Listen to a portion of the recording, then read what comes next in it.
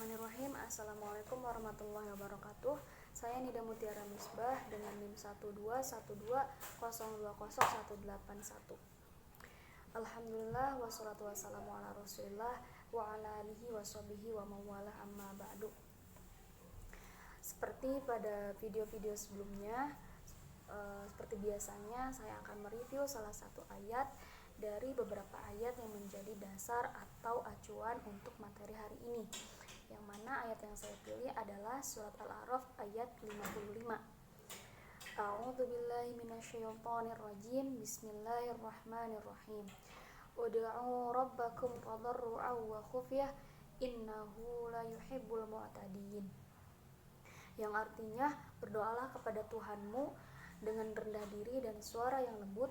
Sesungguhnya Allah tidak menyukai orang-orang yang melampaui batas. Artinya, maksudnya dari ayat ini adalah Allah memerintahkan kita untuk senantiasa berdoa, karena sejatinya manusia itu nggak bisa apa-apa ya tanpa meminta kepada Allah gitu. Jadi makanya Allah memerintahkan kita untuk senantiasa berdoa dengan rendah diri dan suara yang lembut.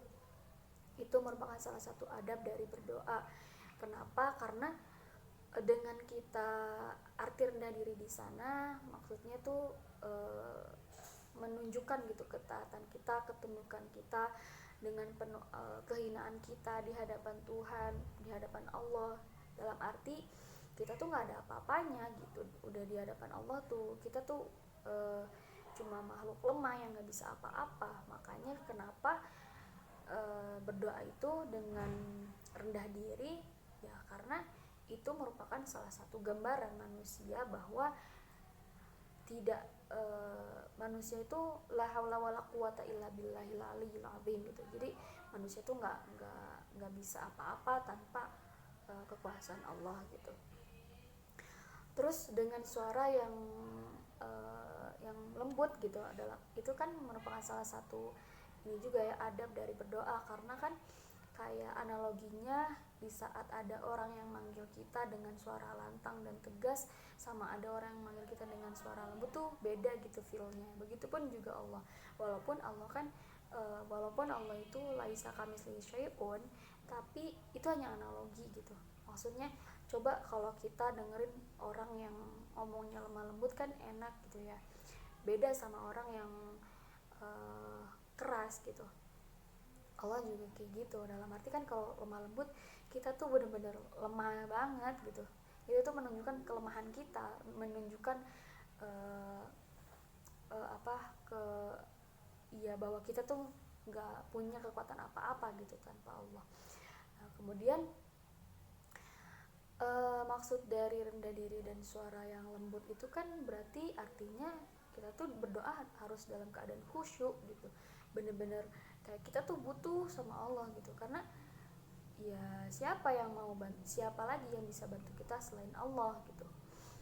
Kemudian Allah juga tidak menyukai orang-orang yang melampaui batas. Yang melampaui batas ini tuh artinya orang-orang yang berdoa kepada Allah tapi tetap berharap kepada yang selain Allah, tetap musyrik gitu. Berdoa kepada Allah, kalau di zaman sekarang tuh masih percaya zodiak gitu, engkau berdoa sama Allah tapi masih percaya ramalan-ramalan yang nggak jelas gitu. Itu kan maksudnya kategori musyrik juga ya, karena ya itu bukan sesuatu yang mutlak dari Allah kan, itu hanya cocokologi gitu loh, itu buatan manusia gitu. Kalau kita percaya dengan itu berarti sama aja dong kalau kita percaya dengan sesuatu yang kehendak manusia. Makanya Allah tidak suka orang yang melampaui batas, dan dalam berdoa pun ada adabnya, jangan sampai memaksa gitu. Jangan sampai artinya memaksa tuh jangan sampai ke Allah tuh kayak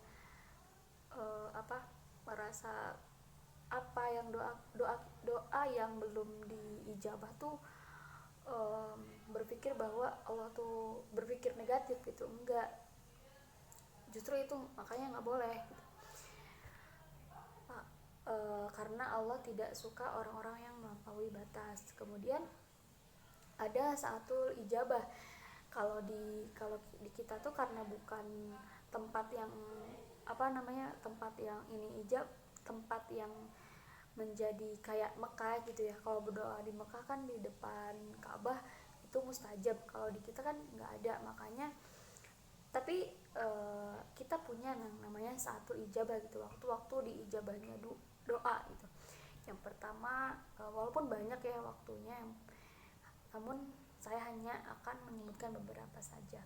Yang pertama ada uh, waktu malam Lailatul Qadar, yakni malam 10 hari di bulan Ramadan gitu, tepatnya di tanggal-tanggal ganjil. Kemudian pada saat turunnya hujan, karena pada saat turunnya hujan itu malaikat juga turun gitu.